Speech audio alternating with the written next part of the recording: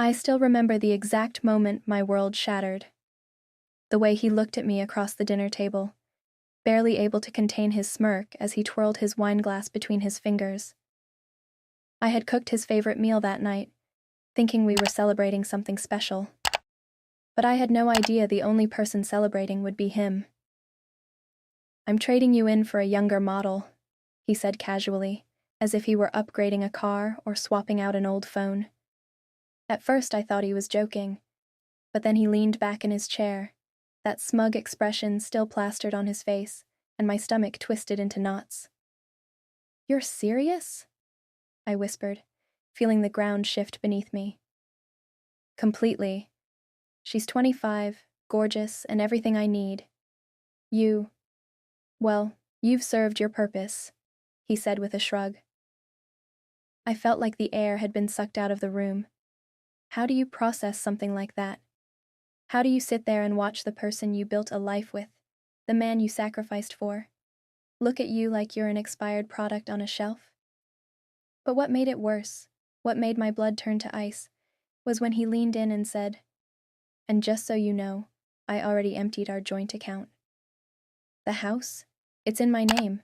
The car? Mine. I made sure you'd have nothing. Let's see how well you do without me." I wanted to scream. I wanted to throw that glass of wine right in his face. But I didn't. I just sat there, my hands clenched under the table, my nails digging into my palms so hard I thought they might draw blood. Because what he didn't know was that I had a secret weapon of my own. For days, I let him think he had won. I played the role of the devastated wife, packing my bags slowly, my hands trembling just enough to make him feel satisfied.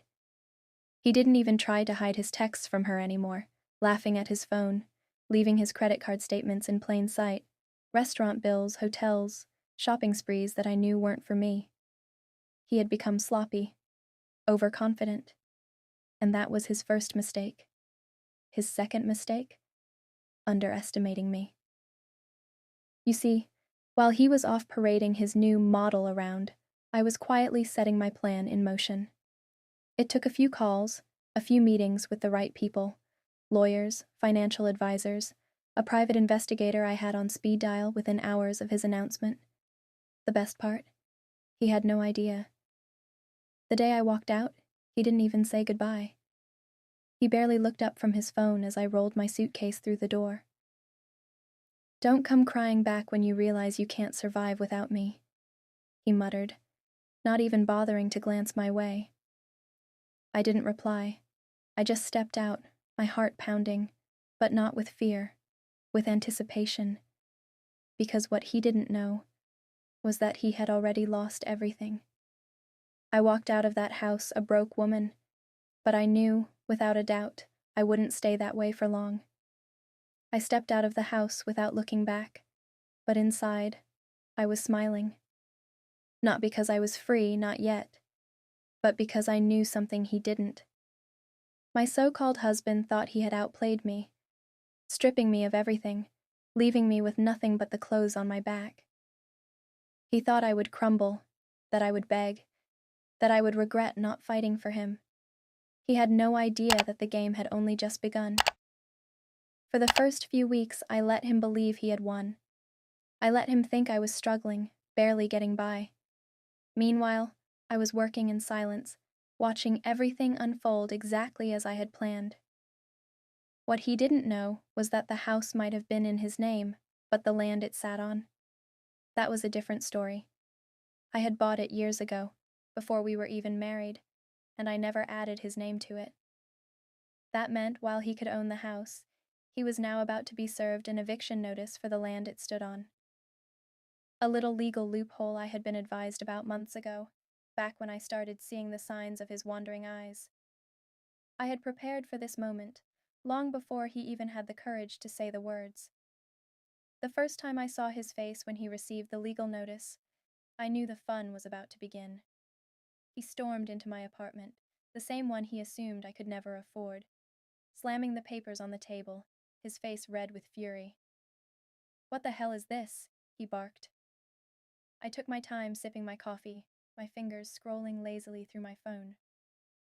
"Looks like you're being evicted," I said, finally meeting his eyes. He looked ready to explode.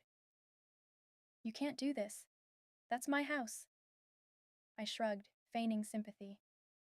"Your house, my land, and legally I can have that land cleared anytime I want. So, unless you plan on living in a tent, you might want to start packing." I could see the exact moment it hit him. The realization that he wasn't the mastermind he thought he was. That I wasn't the weak, naive woman he had underestimated. That, despite all his plans, he was standing in front of me completely powerless. But that was just the beginning. I had done my research, and I knew all about his finances, the money he had siphoned from our accounts, the shady deals, the credit cards he had opened in my name, thinking I'd never find out.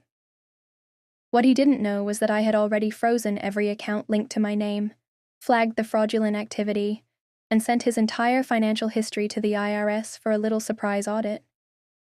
The day his accounts were locked and he realized he had no access to his stolen money was the day he called me for the first time in months. His voice wasn't cocky this time. It wasn't filled with arrogance or amusement. It was shaking. "Listen," he started, trying to keep his composure. "I think there's been a mistake.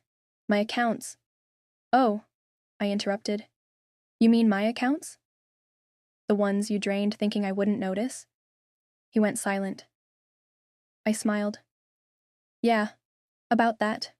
You might want to check your mail. I hear the IRS is very interested in talking to you." His curses echoed through the phone, but I had already hung up. By the time I saw him again, he wasn't the same man who had smirked at me over dinner. He wasn't the same man who had sneered when he told me he was trading me in for a younger model. He was a man who had lost everything: his house, his money, his new model, who had left the second she realized his credit cards didn't work anymore. He was broke, desperate, and standing in front of me like a man who had just realized he was never the predator. He had always been the prey. "I made a mistake," he muttered, looking at the floor like a scolded child. "I was an idiot. I didn't mean what I said. Stop." I cut him off, stepping forward. "Let me ask you something. When you told me I was replaceable, that you had found someone better, that you had taken everything and left me with nothing, did you mean it?" His mouth opened, but nothing came out. He had no words left, no excuses, no lies that could fix what he had done. I leaned in, lowering my voice so he would never forget what I said next. "Because I meant everything I did to you." And with that, I walked away. Because the truth was, I never needed revenge. Karma had already handled it for me.